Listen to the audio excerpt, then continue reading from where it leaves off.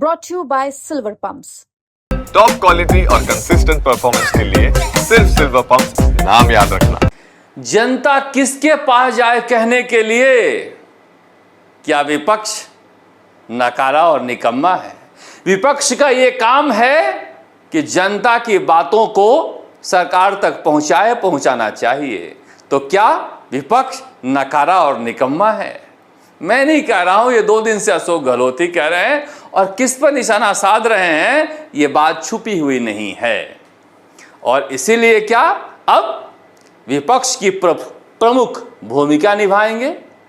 वो भजन लाल सरकार पर हमला बोलते हुए ये नहीं कहते हैं कि सरकार में क्या गड़बड़ियां हैं, जबकि कह रहे हैं कि मुझे गांव-गांव में जनता याद कर रही है मेरे सरकार के द्वारा किए हुए काम को। आगे सुनते हैं। तो हम लोग हमेशा वो सोच सकते हैं कि सुशासन हो, जिससे कि जनता का भला हो, विकास हो। राजस्थान के अंदर सोशल सिक्योरिटी स्कीमें जो है वो मजबूत बने। हमारे वक्त में हमने जो स्वास्थ्य के लिए स्कीम बनाई, शिक्षा के लिए बनाई, जो स्कीम हमने बनाई, स्कॉलर्स की बनाई, पेंशन की बनाई, विधवाओं को, बुजुर्गों को, दिव्यांगों को सब को कमजोर कर रहे हैं। ये अच्छी बात है। तो मेरा मानना है कि सरकार अब तो कम से कम पुरानी सरकार ने क्या किया, कमी रखी, हमारी सरकार चली गई। पर अब जो है 1 साल होने के बाद में बार बार अब पिछली सरकार के नाम लेते रहोगे तो अपनी उपलब्धि क्या बताओगे आप? ये मेरा मानना है।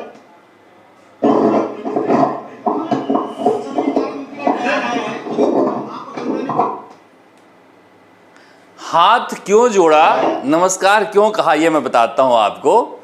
रंधावा जी और राहुल गांधी जी ने कहा कि कांग्रेस में बहुत सारे बीजेपी के लोग बैठे हुए हैं और रंधावा जी भी कह रहे हैं कि डीएनए टेस्ट की लैब लगेगी। अशोक गहलोत ने मुस्कुराते हुए कहा नमस्कार। अब ये लैब वाली कहानी तो आपको समझा ही रहा हूं मैं, ये कैसे पता चले कौन बीजेपी में है कौन कांग्रेस में है। अशोक गहलोत इस मसले पर बोलने से बचते रहे क्योंकि वो इशारों में कह रहे हैं कि राजस्थान का विपक्ष जो है वो जनता की बात सरकार तक नहीं पहुंचा पा रहा है, जो जिम्मेदारी होनी चाहिए। अब किसे कह रहा है आपको समझ में आ रहा है सब, और क्यों कह रहे हैं। मगर राजस्थान प्रदेश कांग्रेस कमेटी इससे अलग थी और अशोक गहलोत की निजी टीम और धर्मेंद्र राठौड़ इस पूरे योजना का रूपरेखा बना रहे थे। और पिछले 1 महीने ये संदेश इसलिए देने की जरूरत पड़ रही है। पहले ये संदेश क्यों नहीं देते थे यह भी समझिए। पहले इसलिए नहीं देते थे कि ये गांधी परिवार के पास इनका दबदबा था। राहुल गांधी से ज्यादा सोनिया गांधी के दरबार में मजबूत थे। दिल्ली में अब बिल्कुल ही पत्ता कट गया है, कोई भी रास्ता बचा नहीं है। अहमद पटेल जी रहे नहीं और अंबिका सोनी बुजुर्ग हो गई हैं, आनंद शर्मा किनारे पड़ गए हैं, गुलाम नबी आज़ाद पार्टी छोड़कर चले गए हैं। तो वो रास्ता जब नहीं मिल पा रहा है तो इन्हें लगता है कि जब सचिन पायलट को रास्ता नहीं मिला था तो इसी रास्ते पर उतरे थे, हम भी इसी रास्ते पर उतर रहे हैं। कम से कम ये तो हम राजस्थान में दिखा सकते हैं कि हम लोकप्रिय हैं। कांग्रेस के हारे हुए और मौजूदा विधायकों को ये टास्क दिया गया था, पर कहा ना मैंने, जिसका जो पेटेंट होता है वही करना चाहिए। आप दूसरे की नकल करने लगेंगे तो अपना असल भी भूल जाते हैं। मगर समस्या ये है कि पुराना नेता कब तक घर बैठे। हालांकि अभी तक कोई प्रदेश कांग्रेस कमेटी की तरफ से मैं देख रहा था कोई तस्वीर जारी नहीं हुई है, पर जारी हो भी क्यों, जब सचिन पायलट की जारी नहीं करते हैं तो अशोक गहलोत की क्यों करें। मगर इस सियासत के जरिए अशोक गहलोत जो संदेश देने की कोशिश कर रहे हैं उसे कोई सुनने वाला भी है, मुझे तो नहीं लगता है।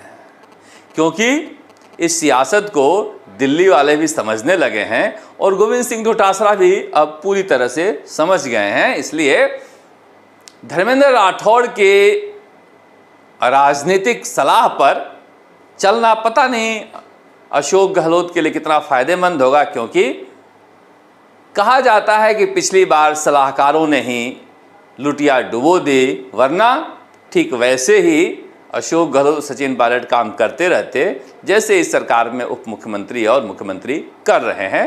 मगर सलाहकार दोनों पक्ष के वैसे ही थे। वैसे मुझे लग रहा है कि गोविंद सिंह डोटासरा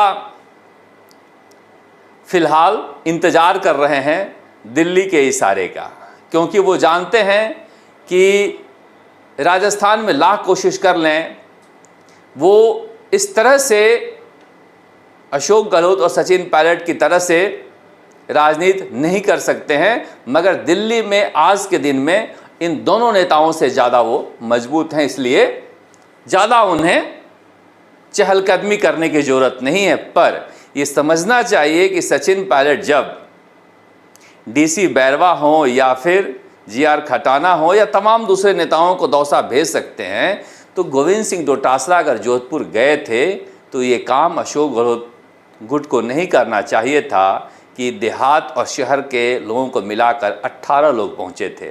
80 लोग भी भीड़ में नहीं थे, सारे पदाधिकारी गायब हो गए थे। ये सचिन पायलट से सीखना चाहिए, कभी कभी कम उम्र के नेताओं से भी बड़े नेताओं को सीखना चाहिए। वैसे सचिन पायलट भी घिस घिस कर ही सीखे हैं, मगर सीख गए हैं। पर कांग्रेस की राजनीति अब दिलचस्प नजर आएगी। इंतजार रहेगा गोविंद सिंह डोटासरा के विधानसभा में आने का, क्योंकि कल जिस तरह से विधानसभा अध्यक्ष के साथ खड़े होकर अशोक गहलोत ने संदेश दिया है, समझने वाले समझ जाएं, ना जो ना समझ